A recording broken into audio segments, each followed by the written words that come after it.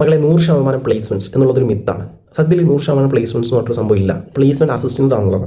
ചില കോളേജുകൾ എടുക്കുന്ന സമയത്ത് അവിടെ ചില പ്രോഗ്രാംസുകൾക്ക് 100% പ്ലേസ്മെൻറ്റ്സ് ഉണ്ടാകാറുണ്ട്. അത് ഡിമാൻഡിനനുസരിച്ചിട്ട് വരുന്നതാണ്. ഫോർ എക്സാമ്പിൾ കുസാരിലെ fire and safety programme 100% placements വരാറുണ്ട്. അതേപോലെ നമ്മളിപ്പം ചില കോളേജസ് IITകൾ NITകൾ എടുക്കുകയാണെങ്കിൽ മിക്ക IITകളും NITകളും 100% പ്ലേസ്മെൻറ്റ്സ് ഉണ്ടാകാറുണ്ട്. എന്നാൽ അവരുടെ തന്നെ ചില പ്രോഗ്രാംസുകളിൽ ചില പ്ലേസ്മെൻറ്റ്സ് കുറവായിരിക്കും. അതിൽ MTech പ്രോഗ്രാംസ് ഇപ്പോൾ NITകളിലെ ചില പ്രോഗ്രാംസ് പ്ലേസ്മെൻറ്റ്സ് വളരെ ഷോക്കായിരിക്കും. എന്നാൽ ചില പ്രോഗ്രാംസ് നമ്മൾ ഈവൻ നമ്മുടെ കേരളത്തിലുള്ള കുസാരിലെ ചില പ്രോഗ്രാംസ് നല്ല പ്ലേസ്മെൻറ്റ് ഉണ്ടായിരിക്കും, 100% ഉണ്ടായിരിക്കും. അപ്പോൾ അത് ഡിപ്പെൻഡ്സ് അപ്പോൺ കോഴ്സ് ഡിമാൻഡ്, അങ്ങനെ ഒരുപാട് കാര്യങ്ങളുണ്ട്. നിങ്ങൾ ചാടി കയറി ഇപ്പം NITയിൽ BTech ഇന്നൊരു പ്രോഗ്രാമിന് 100% പ്ലേസ്മെൻറ്റ്സ് കിട്ടുന്നുണ്ട് എന്ന് എഴുതിയിട്ട് അവരുടെ ചിലപ്പം MTechൻ്റെ ഏതെങ്കിലും പ്രോഗ്രാമിന് അല്ലെങ്കിൽ അവരുടെ MBA പ്രോഗ്രാമിന് കിട്ടണമെന്ന് നിർബന്ധമില്ല.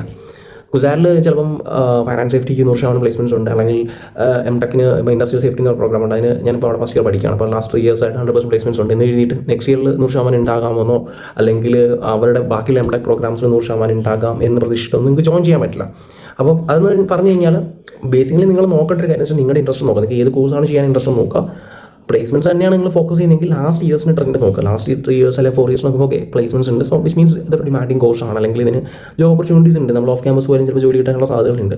അങ്ങനെയൊക്കെ നോക്കി റിസ്ക് ഒക്കെ അനലൈസ് ചെയ്തതിന് ശേഷം മാത്രമായിരിക്കും നിങ്ങൾ കോഴ്സ് ചൂസ് ചെയ്യേണ്ടത്. ഓക്കെ, ഇത് ഞാൻ പറയാൻ കാരണം ഈ 100% പ്ലേസ്മെൻറ്റ്സ് നോക്കിയിട്ടാണ് ഇന്ന് എല്ലാവരും ഒരു കോഴ്സിലേക്ക് ജോയിൻ. ഈവൻ ഞാൻ പോലും ഞാൻ യാഥാർത്ഥ്യം പറയുകയാണ്, ഞാനൊരു കോഴ്സിന് ജോയിൻ ചെയ്യുകയാണ്, 100% പ്ലേസ്മെൻറ്റ്സ് ഉണ്ടോ ഇല്ലയോ നോക്കിയിട്ടുണ്ട്. നമുക്ക് ജോലി ആവശ്യമാണ്, ജോലിക്ക് വേണ്ടിയിട്ട് തന്നെയാണ്, നമ്മളൊരു ബെറ്റർ കരിയർ ബിൽഡ് ചെയ്യാൻ വേണ്ടിയിട്ട് തന്നെയാണ് ഒരു കോഴ്സ് എല്ലാവരും ചൂസ് ചെയ്യുന്നത്.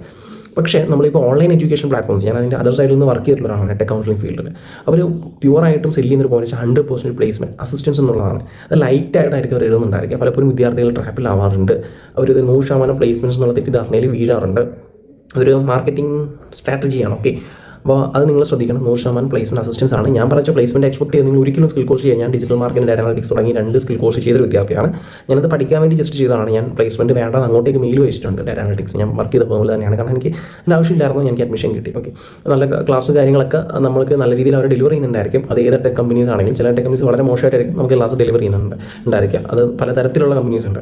But at the end of the day നിങ്ങൾ ആ കോഴ്സിൽ ജോയിൻ ചെയ്ത് നിങ്ങൾ എന്തെങ്കിലും ഔട്ട്പുട്ട് പ്രതീക്ഷിച്ചിട്ടായിരിക്കുമല്ലോ. അപ്പോൾ നിങ്ങൾ അവസാനം എന്താ പറയുക, ഡിസപ്പോയിൻ്റ് ആയി പോകരുത്. അപ്പോൾ നിങ്ങൾ എന്താ ചെയ്യേണ്ടത്, ഫസ്റ്റ് നിങ്ങൾ ആ കോഴ്സ് ചെയ്ത് ആരോടെങ്കിലും മെസ്സേജ് അയച്ചിട്ട് അവരുടെ ഒരു റിവ്യൂ കളക്ട് ചെയ്യുക. അതോടൊപ്പം തന്നെ അവർക്ക് ജോലി കിട്ടിയിട്ടുണ്ടെങ്കിൽ അഷ്യൂർ ചെയ്യുക. ഓക്കെ, അല്ലെങ്കിൽ ലിങ്കിൽ കയറി കഴിഞ്ഞാൽ ഈ പറഞ്ഞ ഇൻസ്റ്റിറ്റ്യൂട്ടിൽ അല്ലെങ്കിൽ ടെക് കമ്പനിയിൽ അല്ലെങ്കിൽ ഈ എഞ്ചിനീയറിംഗ് കോളേജ് ആയിക്കോട്ടെ അവിടെ പഠിക്കുന്ന ആർക്കെങ്കിലും ജോലി കിട്ടിയിട്ടുണ്ടെന്നുള്ള നിങ്ങൾ നോക്കുക, നിങ്ങൾക്ക് അപ്പോൾ ഒരു ഐഡിയ കിട്ടും.